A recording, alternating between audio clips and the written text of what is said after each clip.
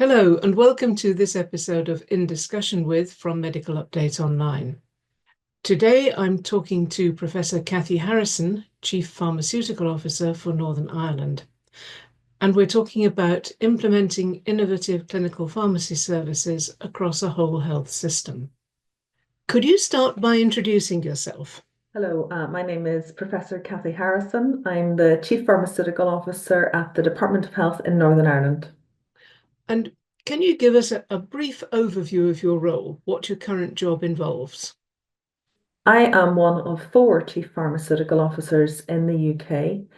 We have one in England, Scotland, Wales, and Northern Ireland.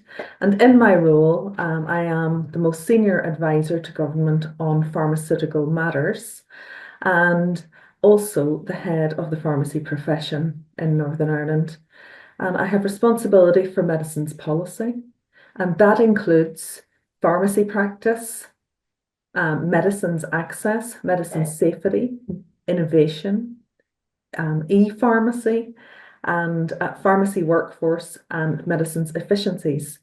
And the Chief Pharmaceutical Officer role is an established leadership role. And within our Department of Health, it has been in place for over 30 years. And a very important part of my job is to work with the other chief professional officers, such as the chief medical officer and chief nursing officer. And we work very collaboratively to consider how our professions can best engage and deliver on the priorities for our patients and population need and our health service. Now, you recently gave the keynote address at the European Society for Clinical Pharmacy annual symposium, and you described how clinical pharmacy is making a meaningful contribution to health and social care services, and you offered some insights as to how this had been achieved in Northern Ireland. And this is what I'd like to explore in a bit more detail.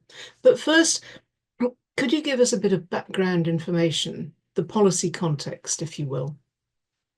So in terms of context, I think, first of all, I would say I think Northern Ireland is probably similar to a lot of other countries across the UK and European, and maybe further afield as well today. So we are experiencing a demand for medicines that is rising, and that is related to our increasing and aging population. And we also have persistent health inequalities here in Northern Ireland. We have medicines costs that are rising annually and represent actually our second highest costs in our health and social care economy after staff salaries. And we also are benefiting from enormous advances in medical practice and in pharmaceuticals, but that is coming with a high cost and quite a burden for our health service in relation to implementation. We also know, and we are experiencing I suppose, the downside of high medicines use, and that is that we know high medicines use is associated with an increased risk of avoidable harm and also adverse outcomes for our population. And we also know that, and I suppose we have an increase in awareness that medicines are now also make up 25% of our carbon footprint within our health and social care system, and that our medicines waste is becoming a lot more awareness of the difficulties around that and the negative effect it has on the environment. Now, really, to close off that in terms of the broad policy context, although we have tried and tested practices in place in relation to patient safety and also cost effectiveness, the challenges are growing and continue. And so that we do need to keep a strong focus on those areas and how pharmacy can contribute to it. So what does this mean for clinical pharmacy? I would say that we have been on a bit of a journey in Northern Ireland over the last 8 years, and that is after some work that we undertook around 2016 to really understand our challenges around medicines, and that led to the development of a new strategy that we called our Medicines Optimisation Quality Framework.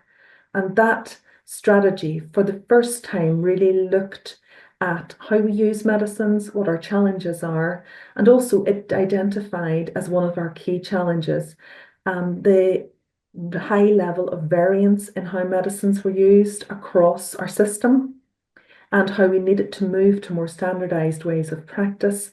And for the first time in that strategy, we actually describe what a patient can expect when they have medicines included in their care in the key healthcare settings of hospital, general practice, community pharmacy, and in care homes. And that really, I suppose, for the first time as well, allowed us to think about how would we affect change across a whole system and how pharmacy could contribute to that, and in particular, how we could translate our already quite strong evidence, even then to 8 years ago, of clinical pharmacy practice in hospital across a system. Mm, mm. There must have been more to this, other developments to support what you were doing. So, what sort of things were going on in the background? Over the last 8 years, we've had a number of huge sort of reform programs going on to support that strategy. And one of the most important one was in relation to workforce. Because when we started to look at our workforce, and this would probably have been around 6 or 7 years ago, we were in a position that we did not have sufficient pharmacists in our workforce to deliver either our current levels of care or certainly to deliver on our ambition in relation to medicines optimization. And that led to the development of a new pharmacy workforce review. And some of the key challenges that we had to address there very quickly were that reports at that time that our interest from our university applications for pharmacy, for example, were down. There was a lot of competition at that time for pharmacists, budding pharmacists and many of our young science students were going into IT at that time and had moved away from health, for example. And we also had no significant clinical pharmacy practice outside of hospitals at that time. So that led to our development and publication of a pharmacy workforce review that we did in 2020.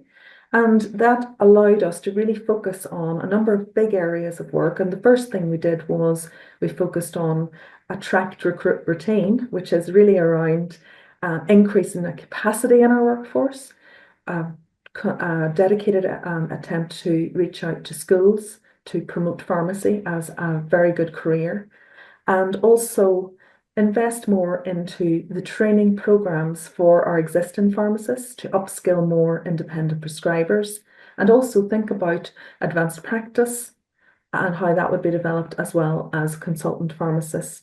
And in addition to that, to invest in new roles in general practice and also in consultant pharmacist roles in hospital, and to begin to develop more clinical services in community pharmacy. Mm. And did these pharmacy workforce developments also have implications for education and training? There was also a big focus on reforming our undergraduate degree and our foundation year. So the first 5 years of pharmacist training.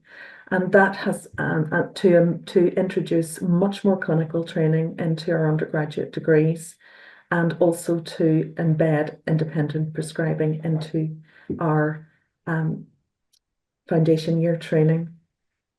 So that sort of hopefully sets a bit of the policy context in terms of the macro level, and also then what we did in relation to medicines optimization and how that translated into clinical pharmacy.